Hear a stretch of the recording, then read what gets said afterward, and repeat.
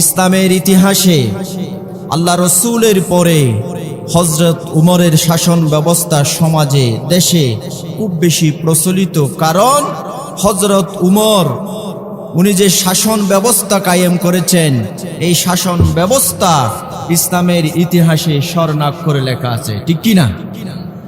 আমার প্রিয় বন্ধুগণ, আল্লাহ রব্বুল আলামিন পবিত্র কোরআনের ভিতরে আমার নবীর মর্যাদা এত বাড়িয়ে দিয়েছেন। আল্লাহ তাআলা হযরত আদম থেকে শুরু করে ঈসা রূহুল্লাহ পর্যন্ত পৃথিবীতে যত নবী রাসূল আল্লাহ তাআলা পাঠিয়েছেন, তার ভিতরে সর্বশ্রেষ্ঠ নবী, সর্বশ্রেষ্ঠ রাসূল হলো আমাদের রাসূল বিশ্বনবী মুহাম্মদ রাসূলুল্লাহ। সমস্ত নবীদের ভিতরে আল্লাহ রব্বুল আলামিন আমার নবীর মর্যাদা এত বাড়িয়ে দিয়েছেন। আল্লাহ তাআলা আমার নবীকে তার আরশ আজিমে পর্যন্ত ভ্রমণ করিয়েছেন, ঠিক কি না? তাহলে রাসূলের মর্যাদা এত বেশি, কেমন বেশি? অসংখ্য নবীর ভিতরে আল্লাহ তাআলা আমাদের নবীকে মেরাজে নিয়ে গিয়েছেন, আর কোন নবীকে আল্লাহ তাআলা মেরাজে নিয়ে যান নাই, ঠিক কি না? এখান থেকে বোঝা যায় সকল নবীদের মধ্যে আমার রাসূলের মর্যাদা অনেক বেশি।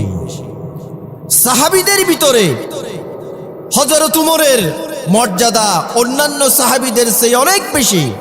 কারণ যত সাহাবীরা আমার রাসূল ইন্তেকালের পরে 30 বছর পর্যন্ত খেলাফত ছিল, 4 জন খলিফা অতিবাহিত হয়েছে, তার ভিতরে হযরত উমরের শাসন ব্যবস্থা ছিল অন্যতম। হযরত উমরের শাসন ব্যবস্থা অন্যতম ছিল। হযরত উমর যে বিচার পদ্ধতি, ওনার যে সমাজ সংস্কারের কাজকর্ম ইতিহাসে স্বর্ণাক্ষরে লেখা আছে, আছে কি নাই? হযরত উমরের শাসন ব্যবস্থা জানার আগে আমাদেরকে জানতে হবে হযরত উমর উনি কেমন সাহাবী, আগে সেটা আমাদেরকে জানা দরকার, আছে কি নাই? আল্লাহ রসুলের পরে যেহেতু নবী হওয়ার দরজা বন্ধ হয়ে গিয়েছে, সুতরাং আর নবী হওয়ার সুযোগ নাই, সেই জন্য হযরত উমর নবী হতে পারে নাই, ঠিক কি না? আমার প্রিয় বন্ধুগণ, হযরত উমরের মর্যাদা কেমন ছিল? আল্লাহ রব্বুল আলামিন কোরআনে কারীমের ভিতরে হযরত উমরের মতামতের উপরে সমর্থন করে আল্লাহ রব্বুল আলামিন পবিত্র কোরআনের 6 জায়গায় আয়াত নাজিল করেছেন। কয় জায়গায়? 6 জায়গায়। কোন সাহাবীর ইতিহাস এভাবে নাই। আল্লাহর রসুলের সাহাবী হযরত উমর যে কথা সমর্থন করেছেন, সেই কথার উপরে আল্লাহ তাআলা পবিত্র কোরআনের 6 জায়গায় আল্লাহ তাআলা কোরআনের আয়াত নাজিল করেছেন। সেই জায়গাগুলো কি হতে পারে? 1 নাম্বার, বদর যুদ্ধ যখন শুরু হলো 624 খ্রিস্টাব্দে, যখন বদর যুদ্ধ যখন শুরু হলো, বদর যুদ্ধে আল্লাহ তাআলা মুসলমানদেরকে বিজয় দান করলেন। কি দান করলেন? বিজয় দান করলেন। 70 জন কাফের নিহত হলেন এবং আরো 70 জন কাফের বন্দী হলেন। হযরত আবু বকর থেকে আল্লাহ রাসূল পরামর্শ চাইলেন এই 70 জন বন্দীর ব্যাপারে কি সিদ্ধান্ত হতে পারে। হযরত আবু বকর বলল, ইয়া রাসূলুল্লাহ, 70 জন যে কাফির বন্দী আছে তাদের থেকে কিছু টাকা পয়সা নিয়ে আপনি তাদেরকে ছেড়ে দেন। আরেকজন সাহাবী আরেকটা মতামত পেশ করলো। হযরত উমর বলল, ইয়া রাসূলুল্লাহ, আমার মতামত হলো যেসব কাফের বদরের যুদ্ধে বন্দী হয়েছে, আপনি তাদেরকে সামান্য টাকা দিয়ে আপনি তাদেরকে ছেড়ে দেবেন না, কিছু মুক্তিপণ নিয়ে আপনি তাদেরকে ছেড়ে দেবেন না। কারণ তারা যদি আপনার হাত থেকে যদি ছেড়ে চলে যায়, আবার তারা পরবর্তী বছর আমাদের উপরে আবার তারা যুদ্ধ করার জন্য প্রস্তুতি গ্রহণ করবে, ঠিক কি না? হযরত উমর বলল, ইয়া রাসূলুল্লাহ, আপনি তাদেরকে হত্যা করেন। কি করেন? হত্যা করেন। আমার প্রিয় বন্ধুগণ, আমার রাসূল সাল্লাল্লাহু আলাইহি ওয়াসাল্লাম হযরত আবু বকরের পরামর্শ গ্রহণ করতে চাইলেন। হযরত আবু বকর বলল, ইয়া রাসূলুল্লাহ, আপনি তাদেরকে হত্যা করবেন না, আপনি কিছু মুক্তিপণ নিয়ে তাদেরকে ছেড়ে দেন। হযরত উমর বলল, ইয়া রাসূলুল্লাহ, আপনি তাদেরকে হত্যা করেন, কারণ তারা যদি পার পেয়ে যায় পরবর্তী বছর তারা আবার মাথা ছাড়া দিয়ে উঠবে, ইসলামের বিরুদ্ধে তারা ষড়যন্ত্র করবে। আল্লাহ রাব্বুল আলামিন হযরত উমরের সিদ্ধান্তকে এত পছন্দ করেছেন, আল্লাহ তাআলা হযরত উমরের সিদ্ধান্তের উপরে কোরআনের আয়াত নাজিল করেছেন। এইভাবে একটি নয়, দুইটি নয়, হযরত উমরের পরামর্শ এবং সিদ্ধান্তের উপরে পবিত্র কোরআনের ভিতরে 30 পারা পবিত্র কোরআনের ভিতরে আল্লাহ রাব্বুল আলামিন 6টি আয়াত নাজিল করেছেন। সুবহানাল্লাহ। কয়টি আয়াত? 6টি। আল্লাহ রাব্বুল আলামিন বলছেন, মা কানা লিনাবিয়্যিন আন ইয়াকুনা লাহু আসরা হাত্তা ইউসখিনা ফিল আরদ তুরিদুনা আরাদাদ দুনিয়া ওয়াল্লাহু ইউরিদুল আখিরা ওয়াল্লাহু আজিজুন হাকীম। আল্লাহ রাব্বুল আলামিন বলেছেন, যারা দেশের শত্রু, যারা শত্রুদেরকে ভালোভাবে পর্যদস্ত না করা পর্যন্ত কোন নবীর পক্ষে উচিত হবে না সামান্য মুক্তিপণ নিয়ে তাদেরকে ছেড়ে দেওয়া, কোন নবীর পক্ষে উচিত হবে না। সুতরাং তোমরা চাও দুনিয়ার স্বার্থ, অথচ আল্লাহর সামনে রয়েছে আখিরাত, ঠিক কি না? আল্লাহ রাসূল হযরত আবু বকরের পরামর্শ গ্রহণ করতে চাইলেন, কিছু মুক্তিপণ নিয়ে তাদেরকে ছেড়ে দেন। হযরত উমর বলছে, ইয়া রাসূলুল্লাহ, না, মুক্তিপণ নিয়ে তাদেরকে ছাড়া যাবে না, কারণ তাদেরকে যদি ছেড়ে দেন তারা পরবর্তী বছর আবার ইসলামের বিরুদ্ধে ষড়যন্ত্র করবে, তাদেরকে হত্যা করেন। আল্লাহ তাআলা হযরত উমরের সিদ্ধান্তের উপরে এত সন্তুষ্ট হয়েছে, আল্লাহ তাআলা হযরত উমরের সিদ্ধান্তের উপরে কোরআনের আয়াত নাজিল করে দিয়েছে। সুবহানাল্লাহ। এমন হযরত উমরের শাসন ব্যবস্থা আমরা চাই কি চাই না? কথা বলে না, চাই কি চাই না? হযরত উমরের শাসন ব্যবস্থা আমরা পেতে চাই। যদি হযরত উমরের শাসন ব্যবস্থা যদি আমরা কায়েম করতে না পারি, তাহলে কোরআনের বিধান কায়েম হওয়া কখনো সম্ভব নয়, ঠিক কি না? হযরত উমর যে শাসন ব্যবস্থা কায়েম করেছেন, ইসলামী সমাজ ব্যবস্থা যে প্রতিষ্ঠা করেছেন, হযরত উমর এখন নাই। বর্তমানে হযরত উমরের শাসন ব্যবস্থা যদি আমরা কায়েম করতে চাই, হযরত উমরের শাসন ব্যবস্থা রাসূলের আদর্শ দ্বারা ধারণ করে তাদেরকে আমাদেরকে সঠিক জায়গায় পৌঁছাতে হবে, ঠিক কি না? এখন এই সময় এসেছে, হযরত উমরের শাসন ব্যবস্থা যদি আমরা কায়েম করতে চাই, আল্লাহ রাসূলের আদর্শ যদি আমরা কায়েম করতে চাই, ভালো মানুষদেরকে সংসদে পাঠানোর দরকার আছে কি নাই? ভালো মানুষদেরকে সংসদে পাঠাতে হবে।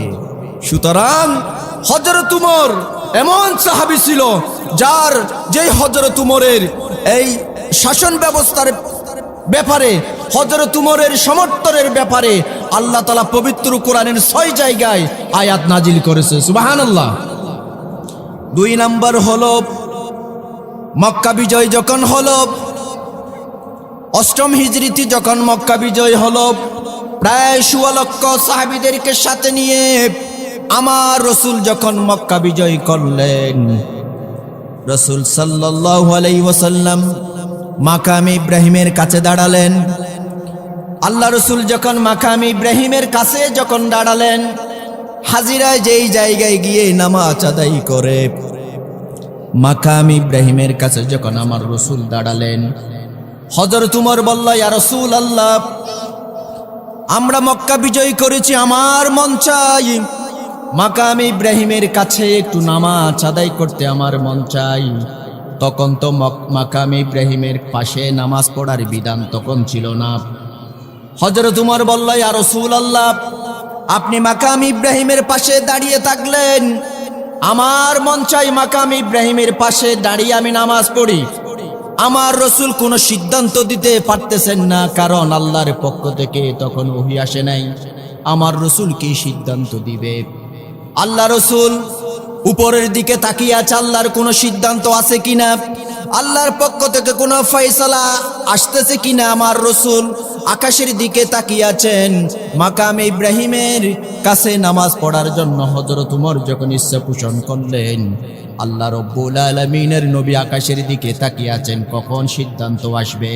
হযরত উমর যখন আল্লাহ রসুলের কাছে পরামর্শ চাইলেন, ইয়া রাসূলুল্লাহ, মাকাম ইব্রাহিমের কাছে নামাজ পড়বো কিনা, আপনি অনুমতি দেন।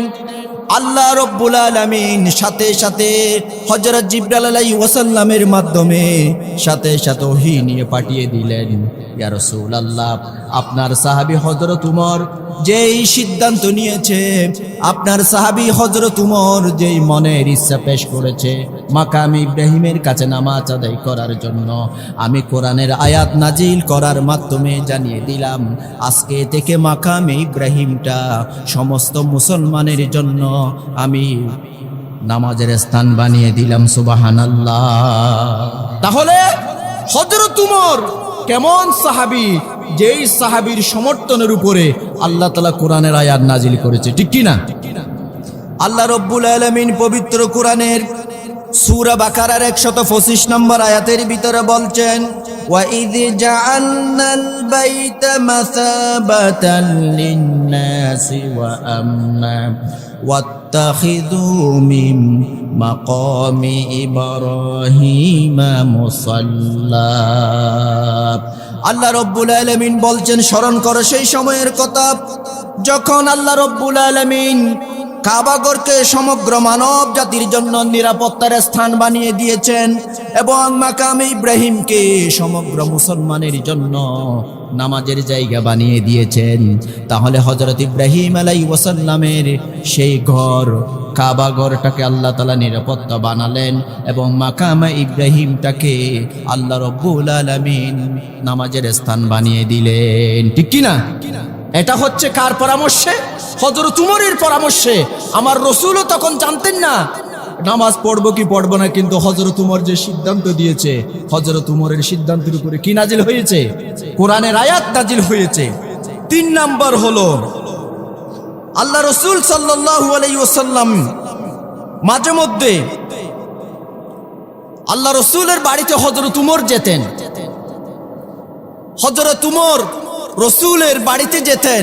রসুলের দরবারে মাঝে মধ্যে বিভিন্ন ধরনের মানুষ যেত। আল্লাহ রসুলের সাহাবীরাও যেত, আবার কাফেররাও যেত। সব মানুষ তো আর একরকম নয়, ঠিক কি না? আমাদের সমাজে সব মানুষ কি ভালো? সবাই তো ভালো নয়। তখন হযরত উমর বলল, ইয়া রাসূলুল্লাহ, আপনার দরবারে তো বিভিন্ন ধরনের মানুষ আসে, ভালো মানুষও আসে, খারাপ মানুষও আসে। আপনি যদি আপনার স্ত্রীদেরকে অর্থাৎ আমাদের মাদেরকে যদি আপনি তাদের সামনে একটু পর্দা করার কথা বলতেন, তখনও পর্দার আয়াত নাজিল হয় নাই। কি নাজিল হয় নাই? তখনও পর্দার আয়াত নাজিল হয় নাই। আল্লাহ রসুলকে বলল, ইয়া রাসূলুল্লাহ, আপনার দরবারে বিভিন্ন ধরনের মানুষ যেহেতু আসে, আপনি একটু তাদেরকে পর্দার করার জন্য একটু বলবেন। আমার রসুলের কাছে এই পরামর্শ এত ভালো লেগেছে, তখন পর্দার বিধান নাজিল হয় নাই। আমার রসুল আল্লাহর কাছ থেকে সিদ্ধান্ত আসবে কখন আসবে? আল্লাহ তাআলার পক্ষ থেকে সিদ্ধান্ত আসবে কিনা? কারণ রসুলের দরবারে ভালো মানুষও আসে, খারাপ মানুষও আসে, আল্লাহওয়ালা ব্যক্তিও আছে, আবার কাফের ব্যক্তিরাও আছে। সুতরাং আমার রসুলের স্ত্রীরা যদি তাদের সামনে যদি পর্দা না করে দেখতে সুন্দর দেখায় না। হযরত উমর বলল, ইয়া রাসূলুল্লাহ, আমাদের মাদেরকে আপনি বলবেন তাদের সামনে একটু পর্দা করলে কেমন জানি ভালো লাগে। তখনও পর্দার বিধান নাজিল হয় নাই। আল্লাহ রব্বুল আলামিনের কাছে হযরত উমরের এই আকাঙ্ক্ষা, এই পরামর্শ এত ভালো লেগেছে, আল্লাহ রব্বুল আলামিন সাথে সাথে কোরআনের আয়াত নাজিল করে আমার রসুলের যত স্ত্রী আছে তাদেরকে পর্দার বিধান, এমনকি রসুলের অনুমতি ছাড়া ছাড়া রসুলের বাড়িতে কাউকে যাতে প্রবেশ করতে না হয় সেই বিধান আল্লাহ তাআলা নাজিল করে দিলেন। সুবহানাল্লাহ। আল্লাহ রাব্বুল আলামিন বলছেন সূরা আহজাবের 53 নম্বর আয়াতের ভিতরে, আইয়ুহাল্লাযীনা আমানু লা তাদখুলু বুয়ুতান নাবিয়্যি ইল্লা আইয়ুযানা লাকুম। আল্লাহ রাব্বুল আলামিন বলছেন, হে ঈমানদাররা, তোমরা যখন আমার নবীর বাড়িতে যখন প্রবেশ করার জন্য যখন ইচ্ছা পোষণ করবে, আমার নবী যতক্ষণ পর্যন্ত অনুমতি দিবে না ততক্ষণ পর্যন্ত আমার নবীর বাড়িতে তোমরা প্রবেশ করবে না। ঠিক কি না? তাহলে পর্দার বিধান নাজিল হয়েছে কার পরামর্শে? হযরত উমরের সিদ্ধান্তের উপরে। সুবহানাল্লাহ বলে। আমার প্রিয় বন্ধুগণ, আমার রসুলের স্ত্রী তো 11 জন ছিল। কয়জন ছিল? 11 জন। রসুলের স্ত্রী 11 জন ছিল। অনেক সময় স্ত্রী বেশি হলে মাঝে মধ্যে মনোমালিন্য আছে কি নাই? দুইটা যদি বউ থাকে, দুই বউয়ের ভিতরে মনোমালিন্য আছে না? স্বামী একজনের কাছে যদি বেশি থাকে, আরেকজনের কাছে যদি কম থাকে, একজনকে যদি বাজার বেশি করে দেয়, আরেকজনকে যদি কম করে দেয়, তাহলে উভয়ের ভিতরে মনোমালিন্য আছে কিনা? অনেক সময় আমার রসুলের স্ত্রী ছিল 11 জন। মাঝে মধ্যে আল্লাহ রসুলকে 11 জন স্ত্রী আল্লাহ রসুলকে কষ্ট দিত। আমার এটা লাগবে, আমার এটা লাগবে, বিভিন্ন ধরনের। অনেক সময় এক স্ত্রীর কাছে গেলে আরেক স্ত্রী বলতো আপনি আমার কাছে আসবেন। এইভাবে করে বিভিন্ন ধরনের জ্বালাতন করত আল্লাহ রসুলকে। তখন হযরত উমর পরামর্শ দিলেন, ইয়া রাসূলুল্লাহ, আপনার স্ত্রীরা আপনাকে এত কষ্ট দিচ্ছে, যদি আপনি তাদেরকে বলেন আপনার কষ্টে আমি উমর সহ্য করতে পারি না, আপনি তাদেরকে বলেন তোমরা যদি আমাকে এইভাবে কষ্ট দাও, আল্লাহ তাআলা আমি যদি তোমাদের সবাইকে যদি তালাক দিয়ে দিই, আমার আল্লাহ আমাকে তোমাদের চাইতে আরো উত্তম স্ত্রী উপহার দিতে পারে। পারে কি পারে না? আমার প্রিয় বন্ধুগণ, হযরত উমর যখন এই পরামর্শ দিলেন, আমার রসুল হচ্ছে আল্লাহ তাআলার শ্রেষ্ঠ পয়গম্বর হলো আমার রসুল, আমার রসুলকে তোমরা এত কষ্ট দিবে না, আমার রসুলের স্ত্রী হয়েছ তোমাদের সৌভাগ্য, সুতরাং রসুলকে তোমরা কষ্ট দিবে না। রসুলকে যদি তোমরা কষ্ট দাও তাহলে তোমাদেরকে তালাক দিয়ে আমার আল্লাহ তাআলা রসুলকে তোমাদের চাইতে উত্তম স্ত্রী উপহার দিতে পারে। পারে কি পারে না? হযরত উমর যখন এই পরামর্শ দিলেন, আল্লাহ তাআলা সাথে সাথে হযরত উমরের পরামর্শের উপরে কোরআনের আয়াত নাজিল করে হযরত উমরের পরামর্শটা আল্লাহ তাআলার কাছে এত ভালো লেগেছে। সুবহানাল্লাহ। আমার প্রিয় বন্ধুগণ, আল্লাহ রাব্বুল আলামিন সূরা তাহরিমের 5 নম্বর আয়াতের ভিতর আল্লাহ তাআলা ঘোষণা করলেন, আসা রাব্বুহু ইন তাল্লাকাকুন্না আইয়ুবদিলাহু আজওয়াজান খায়রাম মিনকুন্না। আল্লাহ রাব্বুল আলামিন বলছেন, সম্ভবত তোমরা যারা আমার রসুলকে কষ্ট দিচ্ছ, তোমরা যারা আমার রসুলকে কুটা দিচ্ছ, কষ্ট দিচ্ছ, সুতরাং আমার রসুল যদি তোমাদের সবাইকে যদি তালাক দিয়ে দেয়, তাহলে তোমাদের চাইতে উত্তম স্ত্রী আমার আল্লাহ তাআলা আমার রসুলকে উপহার দিতে পারে। পারে কি পারে না? তাহলে চার জায়গার কথা আমি বললাম। আল্লাহ রসুলের সাহাবী হযরত উমর যেটা পরামর্শ দিয়েছেন, এই পরামর্শটা আল্লাহর কাছে ভালো লেগেছে। সাথে সাথে আল্লাহ তাআলা রসুলের হযরত উমরের পরামর্শের উপর আল্লাহ তাআলা কোরআনের আয়াত নাজিল করেছে। 5 নাম্বার হলো, মদিনার মধ্যে একজন শ্রেষ্ঠ মুনাফিক ছিল, তার নাম হচ্ছে আব্দুল্লাহ ইবনে উবাই। কি নাম ছিল? আপনারা নাম শুনেছেন কিনা? আব্দুল্লাহ ইবনে উবাই মুনাফিকের সর্দার। আব্দুল্লাহ ইবনে উবাই যখন মারা গেল, তার একজন সন্তান আব্দুল্লাহ আল্লাহ রসুলকে বলল, ইয়া রাসূলুল্লাহ, আমার পিতা আপনাকে কত কষ্ট দিয়েছে, কত জ্বালাতন করেছে, সুতরাং আপনি একটু তার জন্য দোয়া করে তার জানাজাটা আপনি পড়াবেন। হযরত উমর বলল, ইয়া রাসূলুল্লাহ, যে আব্দুল্লাহ ইবনে উবাই আপনাকে সারা দিন কষ্ট দিয়েছে, সারা বছর কষ্ট দিয়েছে। ইসলামী শাসন ব্যবস্থা সেই চাই নাই, আপনার বিরোধিতা করেছে। আপনি সেই যখন মারা যাচ্ছে, মারা যাবে, মারা গিয়েছে, আপনি তার জানাজা পড়াবেন, এটা তো আর হতে পারে না, ঠিক কি না? আল্লাহ রসুল বলছে না, আমি তার জানাজা পড়াবো। হযরত ওমর বলল, ইয়া রাসূলুল্লাহ, আপনি তার জানাজা পড়াবেন না, কারণ আব্দুল্লাহ ইবনে উবাই আপনাকে কত যে কষ্ট দিয়েছে বলার মতো না, আপনি কেন তার জানাজা পড়াবেন? আমার রসুল বলছে না, আমার আল্লাহ তাআলা আমাকে এখনো নিষেধ করে নাই, আমার আল্লাহ তাআলা আমাকে নিষেধ করে নাই, আমি তার জানাজা পড়াবো। আমার রসুল নিজের জামা মুনাফিকের সরদার আব্দুল্লাহ ইবনে উবাইয়ের জন্য পাঠিয়ে দিলেন, এবং আমার রসুল আরেকটি পোশাক পরলেন, জানাজার নামাজ পড়াবে। আমার রসুল যখন তার হুজরা থেকে যখন বের হলেন, জানাজার নামাজ পড়াইতে যাবে, হযরত ওমর রসুলের পেছনে জামা টেনে ধরে, ইয়া রাসূলুল্লাহ, আপনি মুনাফিকের জানাজা পড়াবেন না। আমার রসুল বলছে না, আমি তার জানাজা পড়াবো, আমার আল্লাহ তাআলা আমাকে কোনো নিষেধ করেন নাই। হযরত ওমর বলছে না, ইয়া রাসূলুল্লাহ, আপনি জানাজা পড়াইতে পারবেন না। এভাবে আমার রসুল সামনে যেতে চাই, হযরত ওমর পেছনে জামা টেনে ধরে, আমার রসুল সামনে যেতে চাই, হযরত ওমর পেছনে জামা টেনে ধরে। আল্লাহ রাব্বুল আলামিন সাথে সাথে কোরআনের আয়াত নাজিল করলেন, হে নবী, আপনি যার জানাজা পড়ানোর জন্য যাচ্ছেন, সেই তো মুনাফিকের সরদার আব্দুল্লাহ ইবনে উবাই। আপনি তার জন্য জানাজা পড়াবেন তো দূরের কথা, আপনি তার কবরের পাশেও যাবেন না, কারণ এই মুনাফিক ইসলামের কত ক্ষতি করেছে।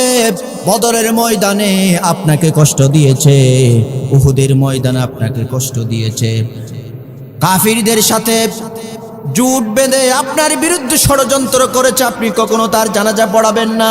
আল্লাহ রাব্বুল আলামিন সূরা তাওবার সূরা ৮০ নম্বর আয়াত নাজিলের মাধ্যমে হযরত ওমর যে সিদ্ধান্ত দিয়েছে, ইয়া রাসূলুল্লাহ, আপনি তার জানাজা পড়াবেন না, আল্লাহ রাব্বুল আলামিন হযরত ওমরের সিদ্ধান্তের উপরে কোরআনের আয়াত নাজিল করে দিয়েছে। সুবহানাল্লাহ বলেন। আল্লাহ রাব্বুল আলামিন বলছেন, ওয়ালা তুসাল্লি আলা আহাদিম মিনহুম মাতা আবাদান ওয়ালা তাকুম আলা কবরিহি। আল্লাহ রাব্বুল আলামিন বলছেন, হে নবী, আপনি আব্দুল্লাহ ইবনে উবাইয়ের জানাজা পড়াবেন, এটা তো অনেক দূরের কথা, আপনি তার জানাজা পড়াবেন না, আপনি তার কবরের কাছেও দাঁড়াবেন না, কারণ এই আব্দুল্লাহ ইবনে উবাই ইমানদারদেরকে, মুসলমানদেরকে, এমনকি আপনাকে অনেক কষ্ট দিয়েছে, ঠিক কি না? তাহলে হযরত ওমর ইসলামী রাষ্ট্র ব্যবস্থা প্রতিষ্ঠা করার জন্য উনি যে শাসন ব্যবস্থা কায়েম করেছেন, আবার রসুলকে যেই পরামর্শ দিয়েছেন, সেই পরামর্শের উপরে আল্লাহ তাআলা সন্তুষ্ট হয়ে কোরআনের আয়াত নাজিল করেছে, ঠিক কি না? হযরত ওমরের শাসন ব্যবস্থা আমরা পেতে চাই কি চাই না? কথা বলে না, চাই কি চাই না? যদি হযরত ওমরের শাসন ব্যবস্থা যদি পেতে চাই, আমরা বাংলাদেশ স্বাধীন হওয়ার পর থেকে ৫৪ বছরের ইতিহাসে অনেক সরকার আমরা দেখেছি, কোন সরকার মানুষের ভাগ্য পরিবর্তন করতে পারে নাই। একমাত্র মানুষের ভাগ্য পরিবর্তন করতে পারে ইসলামী শাসন ব্যবস্থার মাধ্যমে, মানুষের ভাগ্য পরিবর্তন করতে পারে, ঠিক কিনা? সুতরাং আমাদেরকে এখন যে সুযোগ এসেছে, ইসলামী শাসন ব্যবস্থা কায়েমের যে সুযোগ আমাদের হাতে এসেছে, সেই সুযোগ কখনো হাতছাড়া করা যাবে না। পারবো কিনা ইনশাআল্লাহ? আমার প্রিয় বন্ধুগণ, তাহলে হযরত ওমরের শাসন ব্যবস্থা আল্লাহ তাআলার কাছে এত প্রিয় হয়েছেন, হযরত ওমর যে সিদ্ধান্ত দিয়েছে, যেই অনেক সাহাবীরা অনেক সিদ্ধান্ত দিয়েছে, কোন সিদ্ধান্ত আল্লাহ তাআলার কাছে গ্রহণীয় হয় নাই, কিন্তু আমার রসুল মাঝে মধ্যে, আমার রসুলের সাহাবী হযরত ওমর মাঝে মধ্যে যেই সিদ্ধান্ত দিয়েছে, ওই সিদ্ধান্তের সমর্থনে আল্লাহ রাব্বুল আলামিন পবিত্র কোরআনের আয়াত নাজিল করেছে, ঠিক কি না? তাহলে পবিত্র কোরআনের ৬ জায়গায় হযরত ওমরের সিদ্ধান্তের উপরে কোরআনের আয়াত নাজিল হয়েছে।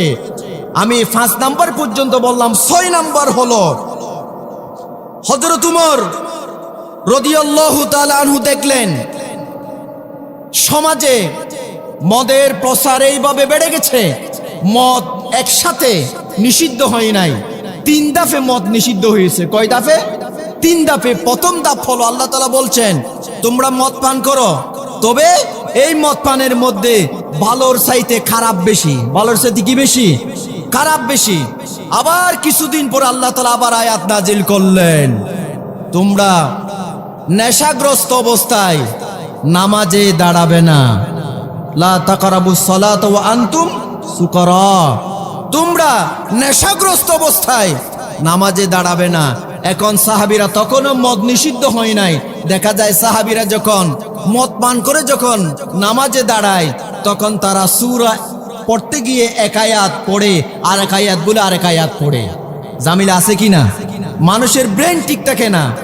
এক সাহাবী সূরা কাফিরুন পড়তেছে মাগরিবের নামাজে, তখন দেখা গেছে কুল ইয়া আইয়ুহাল কাফিরুন লা আ'বুদু মা তা'বুদুন, এখানে সূরার ভিতরে যত লা আছে সব লা ফেলে দিলেন, অর্থের পরিবর্তন হয়ে গেল। তখন দেখা গেল মদকে যদি নামাজে দাঁড়ায় তার ব্রেন ঠিক থাকে না, ব্রেনে কাজ করে না, তখন দেখা যায় নামাজের মধ্যে ভুল হয়ে যায়। ঠিক কিনা? প্রথম আয়াতে আল্লাহ তাআলা বলছেন তোমরা মদ পান করলে করতে পারো, তবে তোমাদের ভালোর চাইতে খারাপ বেশি। এরপরে কিছুদিন পর আরেকটি আয়াত নাজিল হলো তোমরা নেশাগ্রস্ত অবস্থায় নামাজে দাঁড়াবে না, কারণ নামাজে ভুল হচ্ছে। আল্লাহ তাআলা সর্বশেষ আয়াত নাজিল করলেন, আল্লাহ রসুলকে বললেন হযরত উমর ইয়া রাসূলুল্লাহ অবস্থা তো খারাপ হয়ে যাচ্ছে, মদিনায় সাহাবীদের অবস্থা খারাপ হয়ে যাচ্ছে, তারা মদ পান করে নামাজে দাঁড়ায় কিন্তু খেরাত ভুল পড়ে, অর্থের পরিবর্তন হয়ে যায়, মানুষেরা তো কাফের হয়ে যাচ্ছে ইয়া রাসূলুল্লাহ। আল্লাহ তাআলা কি চূড়ান্ত আয়াত নাজিল করে মদকে কি নিষিদ্ধ করা যায় না? আমার আল্লাহ তাআলা কেন আয়াত নাজিল করতেছে না? মদকে নিষিদ্ধ করার জন্য চূড়ান্ত আয়াত আল্লাহ তাআলা কখন নাজিল করবে? আমার রসুলের সামনে হযরত উমর এইভাবে কথা বলতেছেন। আমার প্রিয় বন্ধুগণ, আমার রসুলের সামনে আল্লাহ তাআলা যখন আমার রসুলের সামনে হযরত উমর যখন এইভাবে কথা বলতেছে, ইয়া রাসূলুল্লাহ সমাজে মদের প্রচলন এভাবে বেড়ে গিয়েছে, সাহাবীরা মদ পান করে যখন নামাজে দাঁড়ায় নামাজের ভিতরে ভুল করে, তারা কি কথা বলে তারা নিজেরাই বুঝে না, মাতাল হয়ে তারা মদিনার রাস্তাঘাটে তারা ঘুরে। আমার আল্লাহ তাআলা চাইলে তো মদকে চিরতরে নিষিদ্ধ করে দিতে পারেন। ইয়া রাসূলুল্লাহ আল্লাহর পক্ষ থেকে সিদ্ধান্ত কেন আসতেছে না? এইভাবে হযরত উমর যখন আল্লাহ রসুলের সামনে যখন কথা বলতেছেন, আল্লাহ রব্বুল আলামিন ওই মুহূর্তে সূরা মাইদার 90 নম্বর আয়াত নাজিলের মাধ্যমে হযরত উমরের সেই পরামর্শ সমর্থন, হযরত উমর যে মদ নিষিদ্ধের ব্যাপারে আশা প্রকাশ করেছেন, আল্লাহ তাআলা হযরত উমরের সমর্থনে সাথে সাথে কোরআনের আয়াত নাজিল করে দিয়েছে। সুবহানাল্লাহ। আল্লাহ রব্বুল আলামিন সূরা মাইদার 90 নম্বর আয়াতের ভিতরে বলছেন, ইয়া আইয়ুহাল্লাযীনা আমানু ইন্নামাল খামরু ওয়াল মাইসিরু ওয়াল আনসাবু ওয়াল আজলামু রিজসুম মিন আমালিশ শাইতান ফাজতানিবুহু লাআল্লাকুম তুফলিহুন। আল্লাহ রাব্বুল আলামিন বলছেন, হে ঈমানদার লোকেরা, তোমাদের জন্য আল্লাহ তাআলা হারাম করে দিয়েছেন মদ, জুয়া, লটারি এবং শয়তানের যত কাজকর্ম থাকতে পারে সমস্ত কাজকর্ম, সমস্ত নেশা জাতীয় দ্রব্য আজকে থেকে মদিনায় হারাম হয়ে গিয়েছে। সুবহানাল্লাহ। হযরত উমর যে বলেছে, ইয়া রাসূলুল্লাহ মদকে আল্লাহ তাআলা হারাম করতে পারে না, এই ধরনের আকাঙ্ক্ষা পেশ করেছেন, আকাঙ্ক্ষার উপর আমার আল্লাহ তাআলা রাজি হয়েছেন। আল্লাহ তাআলা সাথে সাথে কোরআনের আয়াত নাজিলের মাধ্যমে মদিনায় মদকে নিষিদ্ধ করলেন। ঠিক কি না? এখন সেই মদের লাইসেন্স আমার বাংলাদেশে আছে কি নাই? কথা বলেন, আছে কি নাই? এই মদের লাইসেন্স আছে। কত সরকার এসেছে গিয়েছে, কোন সরকার মদের লাইসেন্স বন্ধ করতে পারে নাই। যদি কোরআনের শাসন ব্যবস্থা আসে, তাদের প্রথম কাজ হবে মদের লাইসেন্স বন্ধ করতে হবে। ঠিক কিনা? মদিনায় যেইভাবে ইসলামের রাষ্ট্র কায়েম করেছেন, আমার রসুল যেইভাবে মদিনায় ইসলামের রাষ্ট্র কায়েম করেছেন, একে একে সমস্ত অপকর্ম তিনি যে বন্ধ করে দিয়েছেন। সুতরাং আমরাও যদি সেইভাবে ইসলামী রাষ্ট্র যদি প্রতিষ্ঠা করতে পারি, তাহলে মদিনার ইসলাম আমাদেরকে প্রতিষ্ঠা করা সহজ হয়ে যাবে, ঠিক কি না? আমার প্রিয় বন্ধুগণ, হযরত উমর রাদিয়াল্লাহু তাআলা আনহু যখন মদিনার প্রেসিডেন্ট ছিলেন, তখন তিনি অর্ধ পৃথিবীর শাসক ছিলেন হযরত উমর। মিশরের সেনাপতি ছিলেন হযরত আমর ইবনুল আস। হযরত আমর ইবনুল আস ছিলেন মিশরের সেনাপতি। মিশর দখল করেছেন যেসব সেনাবাহিনীরা মিশর দখল করেছেন, সেই সেনাবাহিনীর ভিতরে সেনাপ্রধান ছিল হযরত আমর ইবনুল আস। মিশর দখল করেছেন, সেই সেনাবাহিনীতে নেতৃত্ব দিয়েছেন হযরত আমর ইবনুল আস। হযরত আমর ইবনুল আসকে হযরত উমর মিশরের প্রেসিডেন্ট, মিশরের গভর্নর করে হযরত উমর আমর ইবনুল আসকে যখন নিযুক্ত করলেন, হযরত আমর ইবনুল আস তার সন্তান একজন খ্রিস্টান সন্তানকে অন্যায়ভাবে প্রহার করল। বাপ যখন ক্ষমতার চেয়ারে থাকে, তখন তার সাঙ্গবাঙ্গ ছেলে সন্তানের শরীরে একটু পাওয়ার আসে, ঠিক কি না? মন্ত্রীর ছেলে মন্ত্রীর চাইতে উপরে আছে কি নাই? মন্ত্রী যদি 2 কোটি টাকার গাড়ি ব্যবহার করে, মন্ত্রীর ছেলে 3 কোটি টাকার গাড়ি ব্যবহার করে, আছে কি না? আমাদের দেশে এই ধরনের ইতিহাস আছে না? মন্ত্রীর ছেলের সাথে কথাও বলা যায় না, সেই চাঁদাবাজি, দুর্নীতি, টেন্ডারবাজি, মানুষকে হত্যা করার অপরাজনীতি তারা শুরু করে দেয়, আছে কিনা? হযরত আমর ইবনুল আস যখন মিশরের গভর্নর, তখন হযরত আমর ইবনুল আসের সন্তান একজন খ্রিস্টানের সন্তানকে অন্যায়ভাবে প্রহার করল। অন্যায়ভাবে যখন প্রহার করল, তখন তার একজন খ্রিস্টান বন্ধু বলল, তুমি যদি এই বিচার যদি তুমি পেতে চাও, হযরত উমরের কাছে যাও। হযরত উমর এই অপকর্মের বিচার করবে, তোমাকে হযরত উমরের কাছে যেতে হবে। তখন ওই খ্রিস্টান ব্যক্তি মদিনায় রওনা হলো। প্রায় দীর্ঘ 17 দিন মিশর থেকে উটের উপরে সাওয়ার হয়ে দীর্ঘ 17 দিন পর্যন্ত হেঁটে হেঁটে হযরত উমরের দরবারে গেল মদিনায়। মিশর থেকে মদিনায় যেতে কতদিন লাগলো? 17 দিন লাগলো। হযরত উমরের দরবারে গিয়ে খ্রিস্টান ব্যক্তি বলল, আমিরুল মুমিনিন, আমি একজন মিশরের নাগরিক, আমি খ্রিস্টান। আপনি মিশরের মধ্যে যাকে গভর্নর নিযুক্ত করেছেন হযরত আমর ইবনুল আস, তার সন্তান আমার সন্তানকে অন্যায়ভাবে প্রহার করেছে। আমি তাকে বিচার দেই নাই, কারণ অন্যায়ভাবে তার সন্তান আমার সন্তানকে যে প্রহার করেছে সেই তো বিচার করে নাই। আমি 17 দিন পর্যন্ত হেঁটে হেঁটে আপনার দরবারে এসেছি আমিরুল মুমিনিন, আমি মদিনায় এসেছি, আপনি আমার বিচার করেন। আমার সন্তানকে অন্যায়ভাবে প্রহার কেন করল? আমি খ্রিস্টান হতে পারি, তাই বলে কি আমি জুলুমের শিকার হবে? এটা হতে পারে না। সুতরাং আমি জানি, আমাকে বলেছে অর্ধ পৃথিবীর শাসক হযরত উমরের কাছে যাও। হযরত উমর তোমার সন্তানকে অন্যায়ভাবে আমর ইবনুল আসের সন্তান যে তোমাকে প্রহার করেছে, হযরত উমর সঠিক বিচার করবে, তুমি চলে যাও। আমি আপনার দরবারে আসলাম, আমিরুল মুমিনিন, আপনি বিচার করেন। আমিরুল মুমিনিন ওই খ্রিস্টান ব্যক্তির কথা শুনে বলল, হযরত আমর ইবনুল আসের কাছে চিঠি লিখলেন। চিঠি লিখে বলল, আপনার সন্তান আপনার একজন এলাকার লোকের খ্রিস্টান ব্যক্তির সন্তানকে অন্যায়ভাবে প্রহার করেছে। অতি সত্বর কয়েকদিনের মধ্যে আপনার সন্তানকে মদিনার মধ্যে পাঠিয়ে দেন, আমি বিচার করব। চিঠি লেখার সাথে সাথে আমর ইবনুল আস চিঠি পেলেন, পাওয়ার সাথে সাথে দ্রুত গতিতে সন্তানকে মদিনায় পাঠিয়ে দিলেন। হযরত উমর আমর ইবনুল আসের সন্তানকে ডাক করালেন, ওই খ্রিস্টান ব্যক্তিকে ডাক করালেন। উভয় জনের কথা শুনলেন। শোনার পরে দেখা গেল হযরত আমর ইবনুল আসের সন্তান অন্যায়ভাবে খ্রিস্টানের সন্তানকে মেরেছে, সেটা প্রমাণ হয়ে গেল। হযরত উমর বলল, হে খ্রিস্টান, আমি উমর হলাম অর্ধ পৃথিবীর শাসক, সুতরাং তোমরা হলো আমার শাসনের আওতাধীন। তুমি খ্রিস্টান হতে পারো, কিন্তু আমি মুসলমান। এরপরে তুমি আমার রাষ্ট্রে কখনো তুমি জুলুম হবে না, শাসিত হবে না।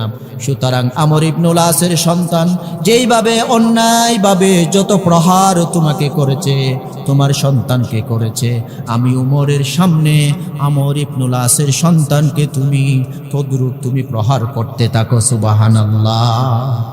এখন আমাদের দেশে কোন মন্ত্রীর ছেলে, কোন প্রেসিডেন্টের ছেলে যখন হত্যা করে, জুলুম করে, নির্যাতন করে, ছাতাবাজি করে, তাদের বিচার হয় না, ঠিক কি না?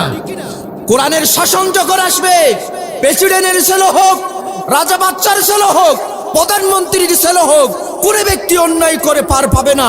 সবার বিচার আল্লাহর কোরআনের মাধ্যমে কায়েম করা হবে, ঠিক কি না? এই শাসন ব্যবস্থা আমরা পেতে চাই কি চাই না? হযরত উমর যে শাসন ব্যবস্থা কায়েম করেছেন, এখন সেই শাসন ব্যবস্থা আছে নাকি? সেই শাসন ব্যবস্থা যদি আমরা পেতে চাই, ইসলামী সমাজ ব্যবস্থা যদি আমরা পেতে চাই, সামনে যে সুযোগ এসেছে, আপনার পবিত্র যে আমানত, যে পবিত্র আমানত আছে, এই আমানত আপনাকে ভালো মানুষকে প্রয়োগ করতে হবে, ঠিক কি না? যারা কোরআনের শাসন প্রতিষ্ঠা করতে চায়, যারা ইসলামী শাসন ব্যবস্থা প্রতিষ্ঠা করতে চায়, সেই ধরনের ব্যক্তিদেরকে আমার পবিত্র আমানত দিয়ে তাদেরকে সংসদে পাঠানোর দরকার আছে কি নাই? আরো আস্তে বলেন, আছে কি নাই? বর্তমানে দেখেন, সুতরাং এই সময়টুকু আমাদের কাছে এসেছে, আমাদেরকে অতীত থেকে শিক্ষা নিতে হবে। আমরা যদি শিক্ষা না নিই, এই জাতির জন্য, এই জাতির কপালে অনেক দুঃখ আছে, আছে কি না? ওয়া গরু ছাগলের মতো মানুষ বিক্রি হয়ে যায়, আছে না? একটা ছাগলের মাথা 1000 টাকা। কত টাকা? একটা গরুর মাথা 5000 টাকা, আছে না? একটা ছাগলের মাথা যদি 1000 টাকা হয়, একটা গরুর মাথা যদি 5000 টাকা হয়, তুমি তো আশরাফুল মাখলুকাত, তোমার মর্যাদা আল্লাহ তাআলা অনেক বেশি দিয়েছেন। তুমি তো মানুষ, সৃষ্টির সেরা জীব মানুষ, তোমার মাথা কেন 500 টাকা দিয়ে বিক্রি হবে, ঠিক কিনা? তোমার পবিত্র আমানত কেন তুমি 500 টাকা দিয়ে বিক্রি করবে? সুতরাং এই 500 টাকা দিয়ে তুমি কি করবে? তুমি এই 500 টাকা দিয়ে তোমার আমানতটা বিক্রি করে দিলা। এখন একজন ছাদাবাজি, দুর্নীতিবাজ, টেন্ডারবাজি, তাকে আপনি সমর্থন দিলেন। সমর্থন দেওয়ার পরে সে 5 বছর যত অপরাধ করবে, সমস্ত অপরাধের বোঝা আপনার মাথার উপরে এসে যাবে, ঠিক কি না? কারণ আপনি সমর্থন করেছেন। আমার প্রিয় বন্ধুগণ, সেই জন্য নবী করিম সাল্লাল্লাহু আলাইহি ওয়াসাল্লাম বলেছেন, আল কাদাতু সালাসাতুন ওয়াহিদুন ফিল জান্নাহ ওয়া ইসনানি ফিন নার। আমার নবী বলেছেন, বিচারক হচ্ছে 3 প্রকার, তার ভিতরে কেবলমাত্র 1 প্রকার বিচারক আল্লাহর জান্নাতে যাবে, আর 2 প্রকার বিচারক আল্লাহর জাহান্নামে যাবে। ফাআম্মাল্লাযী ফিল জান্নাহ, সাহাবীরা প্রশ্ন করল, ইয়া রাসূলুল্লাহ, 3 প্রকার বিচারকের ভিতরে 1 প্রকার বিচারক আল্লাহর জান্নাতে যাবে, আর 2 প্রকার বিচারক আল্লাহর জাহান্নামে যাবে, তারা কারা? তখন আমার নবী বলেছেন, ফারাজুলুন আরাফাল হক ফাকাদা বিহি, যেই ব্যক্তি সত্য জেনেছে, মিথ্যা জেনেছে, যেই ব্যক্তি উভয় পক্ষের কথা শুনেছে, উভয় পক্ষের কথা শুনে যেই ব্যক্তি কোরআন এবং হাদিস অনুযায়ী বিচার ফয়সালা করেছে, ওই ব্যক্তি কেবলমাত্র আল্লাহর জান্নাতে যাবে। এখন আসেন, আমি আপনাদেরকে প্রশ্ন করতে চাই, আমাদের দেশে সমাজে কোরআন দিয়ে বিচার আছে কি নাই? কোরআন দিয়ে বিচার আছে কি নাই? কথা বলেন, আছে? কোরআন দিয়ে বিচার নাই। আমরা বিচার করি ব্রিটিশের আইন দিয়ে, আমরা বিচার করি মানুষের মতবাদ দিয়ে, আমরা বিচার করি মানুষের তৈরি করা তন্ত্র মন্ত্র দিয়ে। যতদিন পর্যন্ত কোরআন দিয়ে বিচার হবে না, ততদিন পর্যন্ত বাংলাদেশে শান্তি আশা করা যায় না, ঠিক না? আমার প্রিয় বন্ধুগণ, কোরআন দিয়ে যদি বিচার করতে চাই, সুতরাং যারা চুরি করে, ডাকাতি করে, টেন্ডারবাজি করে, যারা কলমের কোষা দিয়ে 1000 কোটি টাকা আত্মসাৎ করে, তাদের হাত কাটা হবে, ঠিক কিনা? এখন তো যারা বেগুন চুরি করে, টমেটো চুরি করে, তাদের হাত কাটায়, ঠিক কিনা? কাটে নাকি? তাদের বিচার হয়। ও বড় বড় যারা রাগব বুয়াল আছে, তাদের বিচার নাই। কোরআনের শাসন ব্যবস্থা যখন আসবে, যত বড় রাগব বুয়াল হও না কেন, কোরআনের বিধান দিয়ে তাদের বিচার করা হবে, ঠিক কিনা? এই ধরনের শাসন ব্যবস্থা আমরা পেতে চাই কি চাই না? এই ধরনের শাসন ব্যবস্থা আমাদের লাগবে। তাহলে 3 প্রকার বিচারকের ভিতরে 1 প্রকার বিচারক আল্লাহর জান্নাতে যাবে। ওরা হচ্ছে কারা? ফারজুলুন আরাফাল হক ফাকাদা বিহি, যারা সত্য জেনেছে, মিথ্যা জেনেছে, সঠিক বিচার কোরআন এবং হাদিস দিয়ে যারা করেছে, তারাই আল্লাহর জান্নাতে যাবে। 2 নম্বর হলো ওয়ারাজুলুন আরাফাল হক ফাজারা ফিল হুকমি ফাহুয়া ফিন্নার, ওই বিচারক জেনেছে সত্য বিচার, সেই জানে হক কোনটা বাতিল জানে, জানার পরও সেই ঘুষ খেয়ে অন্যায়ভাবে বিচারের রায় যে দিয়েছে, ওই বিচারক আল্লাহর জাহান্নামে যাবে। নাউজুবিল্লাহ। আরেক প্রকার বিচারক আল্লাহর জাহান্নামে যাবে ওয়ারাজুলুন কদালিন নাস আলাল জাহলি ফাহুয়া ফিন্নার, যেই বিচারক সত্যও জানে না, মিথ্যাও জানে না, বিচারও করতে জানে না, সমাজের নেতা হয়ে গিয়েছে, ওই বিচারকও আল্লাহর জাহান্নামে যাবে। জোরে বলেন নাউজুবিল্লাহ। আমাদের দেশে এই ধরনের বিচার আছে কি নাই? নেতা হয়ে গেছে, বিচারকের বালাই কিছু জানে না, যার কাছ থেকে টাকার বান্ডিল বেশি পায় তাকে বিচার দিয়ে দেয়, আরেকজনের সম্পদ অন্যায়ভাবে আরেকজনের সীমানার ভিতরে নির্ধারণ করে দেয়। আছে কিনা? এই ধরনের মানুষের মন গড়া বিচার থেকে যদি আমরা রেহাই পেতে চাই, কোরআনের রাজ কায়েম করে এই পৃথিবীটাকে, এই বাংলাদেশকে যদি কোরআনের রঙে সাজাতে চাই, একটাই আমাদের কাছে সুযোগ এসেছে। সেই সুযোগটা হচ্ছে হযরত উমরের উত্তরসূরি যারা আছে তাদেরকে সংসদে পাঠাতে হবে, ঠিক কিনা? আমরা পাঠাতে চাই কি চাই না? আমাদেরকে যে সময় এসেছে, যে সুযোগ এসেছে, এই সুযোগ আমরা হাতছাড়া করতে চাই না। যদি হাতছাড়া করেন, কপালে দুঃখ আছে।